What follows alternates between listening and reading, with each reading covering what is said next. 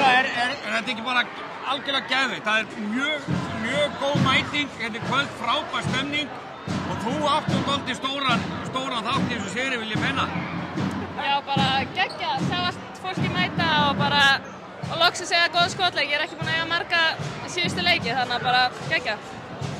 Þetta er svona nokkuð jafnt, þið eru aðeins og undan. Síðan bara detta þú í eitthvað stuð í hérna þriðja og þetta dálítið bara snýr leiknum eða ekki? Jú, það er bara ósnert að vera sumarfrí núna, þannig að við fáum einn leik í viðbót. Já.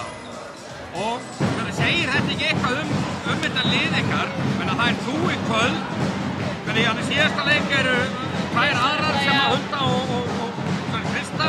Já. Og alltaf með þess að þrjá alveg frábæra útlendinga.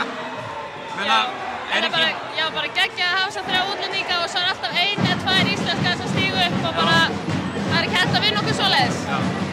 Og hvernig þetta leik má búast við á þriðjudaginn heldurðu? Bara jöfnum leik held ég, bara berjast, já. Jöfnum, en þú væri alveg til í að taka þetta svona, eða ekki? Auðvitað, en ég býst við jöfnuleik svo, það leyfi okkur ekki að vinna þetta svona auðvitað. En myndu segðu mér, eru allir eitthvað leikmenn alveg heilir? Þannig að Brittan í Vapul að vera eitthvað meitt í allavega móti Keflavík eða ekki? Já, en hún er orðin betri núna, þannig að við erum allar heilar. Já.